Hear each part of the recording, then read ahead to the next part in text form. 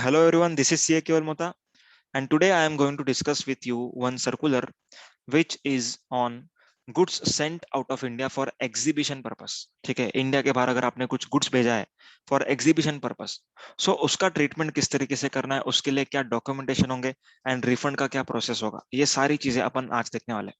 ठीक है, ये चैप्टर नॉर्मली आपको रिफंड के साथ करना होगा. ओके, तो जो रिफंड का अपना चैप्टर नंबर 14 है, उसके बाद मैं इस वीडियो का अरेंजमेंट कर दूंगा. ठीक है, प्लेलिस्ट में. So let us understand why this circular is important and in which cases this circular is going to play an important role. For example, say I am going to participate in Dubai Expo Fest. ठीक है, there is one fest going to be taken place in Dubai. ठीक है, Dubai में एक fest होने वाला है, Dubai expo. तुम लोगों ने ऐड देखा होगा. ठीक है, टीवी पे ऐड आ रहा है आजकल दुबई एक्सपो का.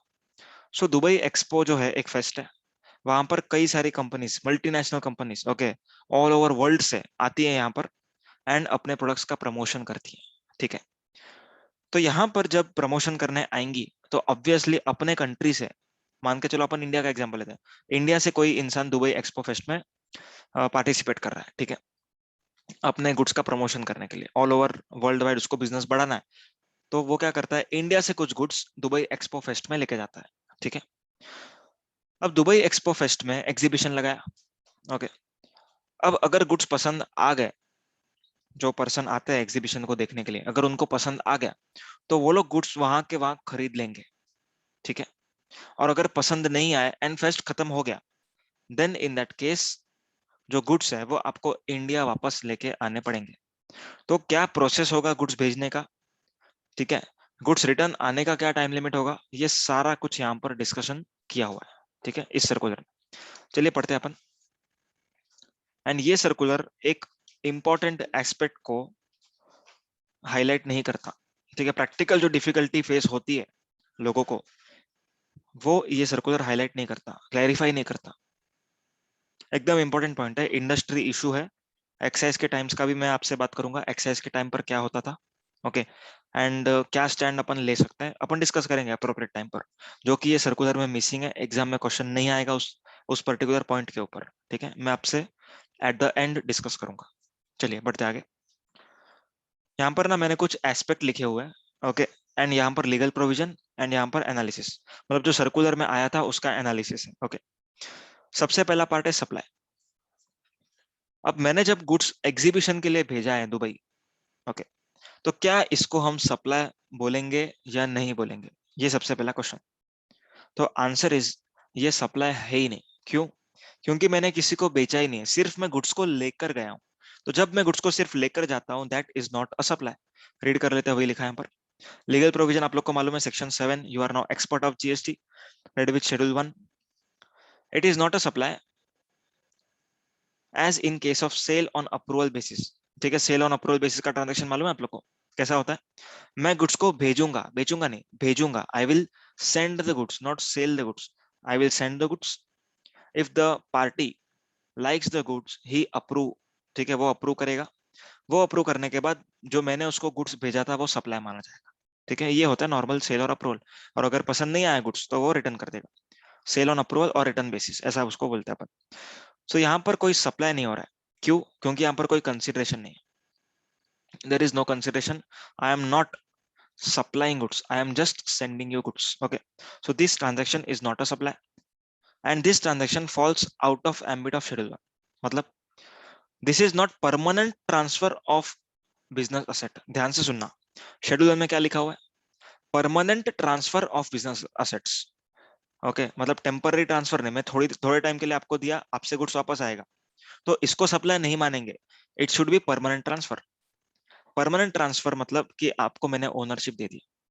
Okay, permanent transfer of business assets where ITC has been availed is falling in the ambit of Schedule 1.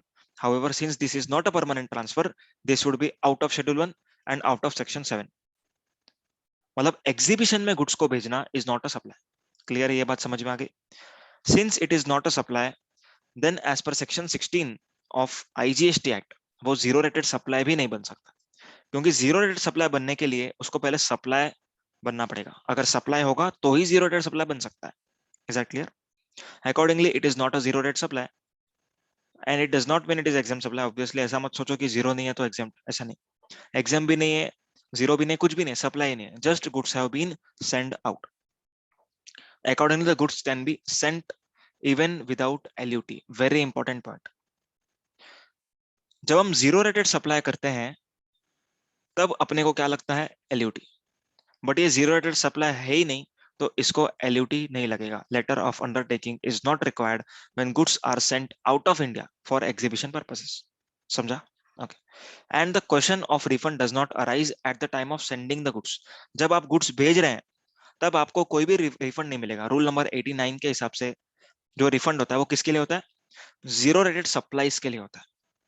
पर ये सप्लाई नहीं है, ये जीरो रेटेड सप्लाई नहीं है, ओके, तो LUT की भी जरूरत नहीं है, तो यहाँ पर रिफंड का भी सवाल नहीं उठता। समझ में आई बात? ओके। रिफंड कब होना चाहिए, जब जीरो रेटेड सप्लाई हो। यहाँ पर सप्लाई नहीं है, जीरो रेटेड सप्लाई है, so no question of refund arises over here. आगे डॉक्यूमेंटेशन क्या बनाना है, वेरी सिंपल।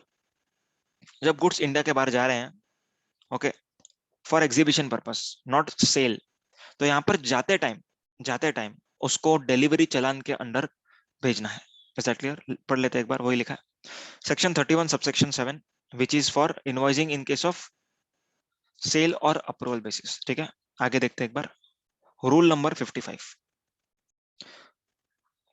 रूल नंबर 55 जो है वो क्या है, डिलीवरी चालान का जो फॉर्मेट होता है वो स्पेसिफाई करता है। ठीक है, एंड रूल 45 में लिखा हुआ है कि डिलीवरी चालान कौन से केस में लगेगा। ठीक है, that is other than supply. Obviously मतलब आप अगर गुड्स भेज रहे हैं for a reason other than supply, then it has to be supported by, और it should be, the goods should be send under the cover of delivery challan. ठीक है, यहाँ पर पढ़ लेते हैं, वही लिखा है, goods Saint on approval basis shall be accompanied with delivery challan under rule 55.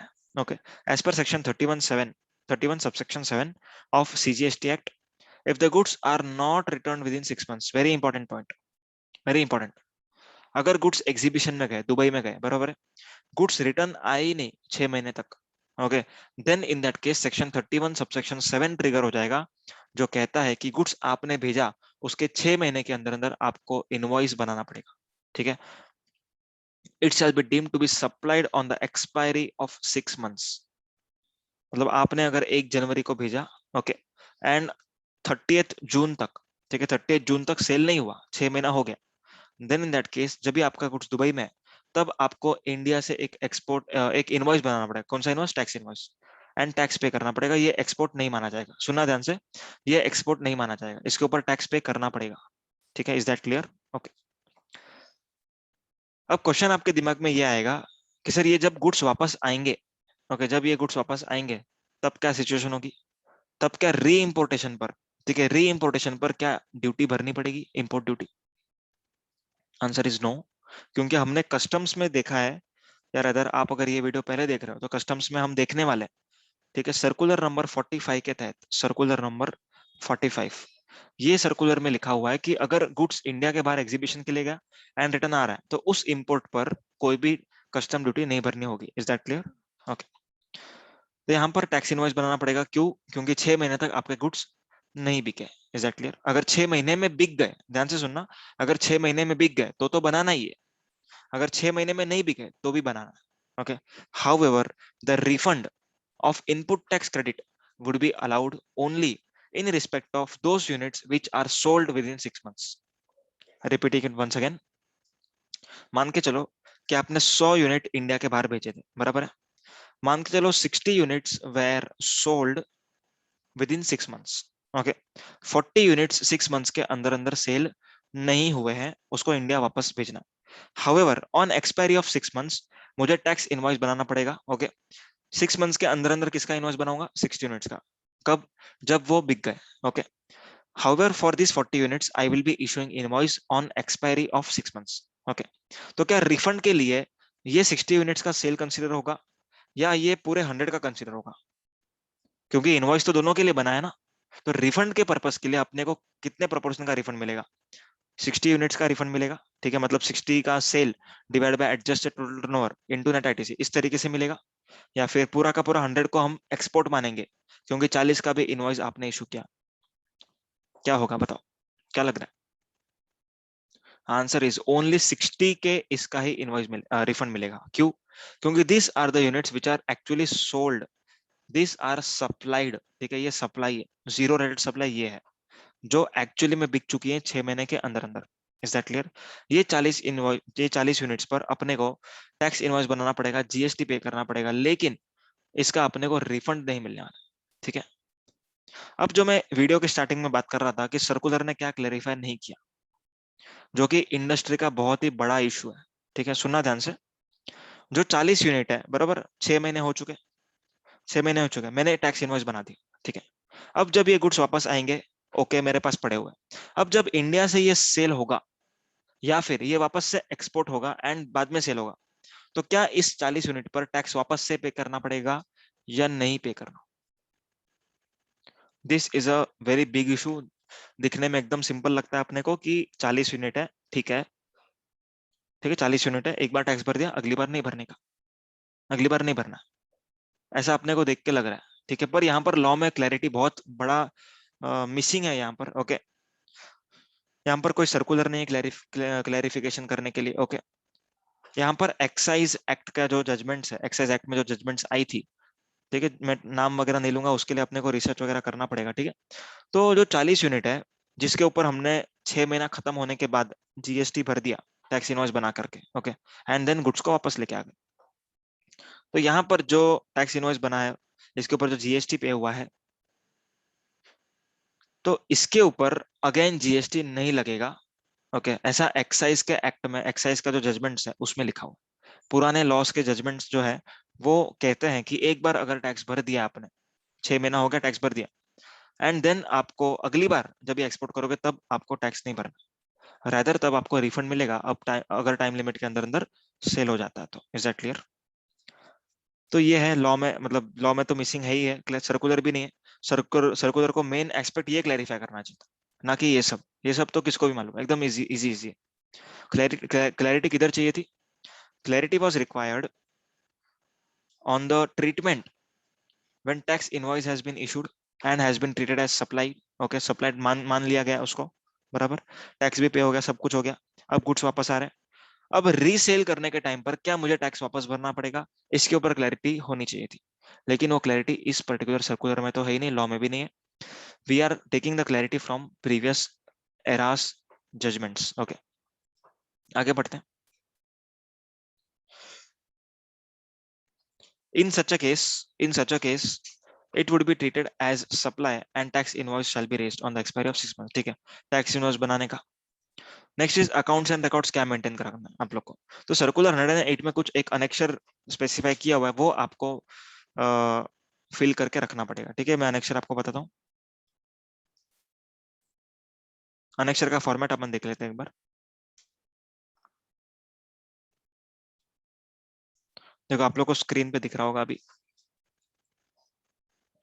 दिख रहा है, ये अनेक्शर का फॉर्मेट है। ये अनेक्शर में अपने को डिटेल्स मेंटेन करनी है, जो गुड्स इंडिया के बाहर गए एंड वापस आ रहे हैं। ठीक है, क्या क्या है? फोलियो नंबर, रेफरेंस नंबर, मतलब ये तो इंटरनल है। डिस्क्रिप्शन ऑफ गुड्स, क्या गुड्स गए, कितने क्वांटिटी गए, कितना पर यूनिट वैल्यू है, टोटल स्पेसिफाइड गुड्स का वैल्यू कितना है। Okay, date of removal from place of business, India से कब निकला है, कौन से डिलीवरी चलान के अंडर गया है। ओके, देन कौन से शिपिंग बिल, मतलब shipping bill number and date जिसके अगेंस्ट वो एक्सपोर्ट हुआ है। एक्सपोर्ट मतलब टेकिंग गुड्स आउटसाइड इंडिया, बस उतना, जीरो रेट नहीं बोल रहा हूँ। ये गुड्स को अपन ने इंडिया के बाहर लेके गए, उसको मैं बोल रहा हूँ जो इंडिया के बाहर गया, एक्सपोर्ट हुआ, सेल नहीं हुआ अब तक। Then details of goods supplied, that is specified goods not brought back, जो गुड्स वापस से नहीं आए, ठीक है, जो बिक चुके हैं उधर ही बिक चुके हैं, उसका डिटेल्स अलग। कौन से इनवॉइस के तहत बिके वो, ठीक है। नेक्स्ट है जो गुड्स वापस से आए वो, एंड गुड्स वापस से लाने के टाइम पर, इंपोर्ट के टाइम पर जो बिल ऑफ एंट्री फाइल की उसका नंबर। तो ये सब डिटेल्स आपको मेंटेन करनी पड़ेंगी। ठीक है, आगे, refund of tax for goods Saint out of India. अब रिफंड की बात कर लेते हैं, इसमें वो पॉइंट नहीं मेंशन किया। ठीक है, आगे, as the same is not a zero rated supply, ये जीरो डेट सप्लाई तो है ही नहीं। The question of refund does not arises. ठीक है, जब जीरो डेट सप्लाई है ही नहीं तो रिफंड की तो बात ही नहीं, बराबर। However when it is treated as supply, it will be treated as zero rated supply, मतलब जब अपन बेच देंगे उसको तब मानेंगे कि जीरो डेट सप्लाई हो, जब अपन बेच देंगे, जब अपन टैक्स इनवॉइस इशू करेंगे तब नहीं, मतलब मान के चलो कि 6 महीना बीत चुका, ठीक है, 6 महीना हो गया, अब मुझे टैक्स इनवॉइस बनाना पड़ा, ओके, तो क्या इसको भी हम जीरो डेट सप्लाई मानेंगे? Answer is no. जो 6 महीना होने के बाद जो 31(7) के हिसाब से हमने अगर टैक्स इनवॉइस बना लिया, उसको हम जीरो डेट सप्लाई नहीं मानेंगे। Zero rated supply shall only be treated when the goods are being supplied, sale हो गया, तब जीरो डेट सप्लाई माना जाएगा। तो अपने इस क्वेश्चन में 60 यूनिट्स का रिफंड जो अपने को मिल रहा है वो इस पर्टिकुलर प्रोविजन के तहत मिल रहा है। Next, it will be treated as supply, okay. Sale कब माना जाएगा? सुनना ध्यान से, यहाँ पर सप्लाई कब माना जाएगा वो सुनो, जीरो डेट सप्लाई की बात नहीं चालू। जीरो डेट सप्लाई तब माना जाएगा जब आपने बेच दिया, ओके, पर सप्लाई कब माना जाएगा? अगर बिक गया तो माना ही जाएगा 6 महीने के अंदर अंदर, और अगर 6 महीने तक नहीं बिका तो 6 महीने के एंड पर, एक्सपायरी पर अपने को एक इनवॉइस बनाना पड़ेगा इसको सप्लाई मान करके, ठीक है। तो वही दोनों पॉइंट यहाँ पर लिखा है, on the date of expiry of 6 months from the date of removal, okay, ठीक है। If the goods are not sold और ब्रॉट बैक, वापस भी नहीं आया एंड बिका भी नहीं, देन आपको सप्लाई मान के इसको इनवॉइस बनना पड़ेगा। On the date of sale, जब भी मैं उसको बेच दूंगा तब उसको मैं सप्लाई मानूंगा, ठीक है, मतलब 6 महीने के अंदर अगर बिक गया तो उसको अपन सप्लाई मानेंगे। In respect of such quantity of specified goods which have been sold abroad, ठीक है, जो बिक गए within the specified period of 6 months, ठीक है, accordingly on such date where it has been sold in the specified period, the refund can be claimed by registered person in accordance with rule 89(4). In respect of such goods sold, very important, जितना goods बिका है उसका ही refund आपको मिलने वाला है। Is that clear? Further, it is important to note that export on payment of GST, जो अपना export on payment of IGST का ऑप्शन है ना, मालूम है, जब भी आपके पास एलओडी नहीं होता है तब आप क्या करते हो, जीएसटी पे करके एक्सपोर्ट करते हो। तो यहाँ पर तो क्वेश्चन ही नहीं आएगा उसका, क्यों? क्योंकि ये एक्सपोर्ट था ही नहीं ना, जीरो डेट सप्लाई था ही नहीं। Zero date supply on payment of IGST was not applicable at the time of sending the goods. Why? Because at the time of sending the goods, it was not a supply and not zero date supply. तो वही लिखा है यहाँ पर, जब goods भेजे थे तब zero rated supply on payment of IGST का क्वेश्चन आ ही नहीं होता है, ठीक है। तो बस यही सब है, नॉर्मल सर्कुलर आ सकता है क्वेश्चन इसके ऊपर, ठीक है। जो लॉ में क्लैरिटी मिसिंग है उसके ऊपर मैंने क्लैरिटी दिया है कि आपको वापस से सेल करने पर कुछ जीएसटी पे नहीं करना है। Is that clear? ओके।